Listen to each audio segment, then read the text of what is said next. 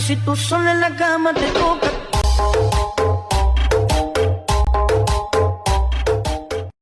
ও আব্বা। হ্যাঁ বেটা, কিছু বলবি? আর তুই রোদের মধ্যে এই জায়গায় কেন বা? আব্বা, আমার কিছু যে লাগলো হয়। ও আমি বুঝছি, টাকা লাগবে। তা কত টাকা লাগবে? আব্বা লাগলো হয়তো কিছু টাকা। আর দাও কত দিবা? বাড়িতে ষাটের পকেটে 1000-2000 মতো টাকা আছে। কত টাকা লাগে নিয়ে যাস। আব্বা তুমি যে তোমার ছোট ছেলে চা মাত্র টাকাগুলো দাও, এই টাকাগুলো দিয়ে ও কি করে তুমি জানো? একটা বার খোঁজ নিছো? আর বারে বারে কি এত টাকার প্রয়োজন? হ্যাঁ, তুই আমার সাথে বেশি বুঝিস। আর পড়ালেখা করতে কত টাকা লাগে সেটা আমি জানি। আর পড়ালেখা করতে এমনিতে টাকা লাগানি।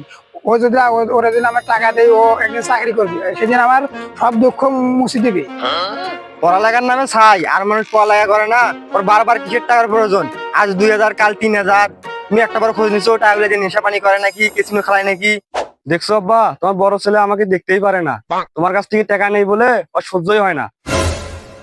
এ বাবা, তুই চুপ থাক। তুই আমার সাথে বেশি বুঝিস কেন? কাজ কর। এ বাবা, অনেক রোদ উঠছে, তুই চলে যা।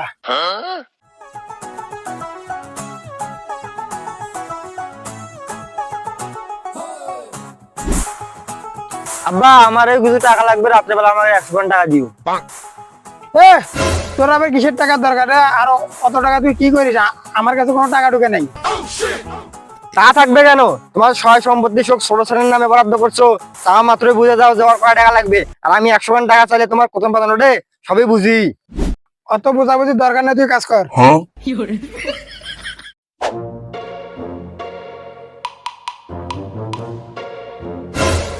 আব্বা কি হয়েছে? আমার ছোট ছেলে দেখো মানে কি করতে চাই।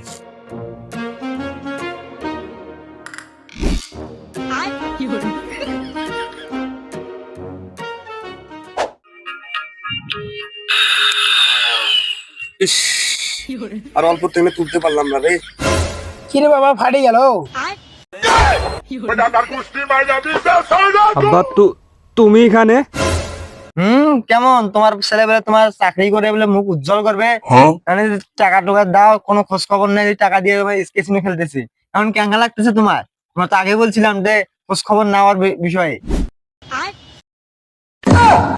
हे हे प्रभु हे हरि राम कृष्ण जगन्नाथ। আমার সংসারটা নষ্ট করলাম তোর পিছনে, আর তুই 60 টাকা দিয়ে জুয়া খেলিস। তোর আজ থেকে খাওয়া দাওয়া বন্ধ, পড়ালেখা বন্ধ। এত বা ভাই তাই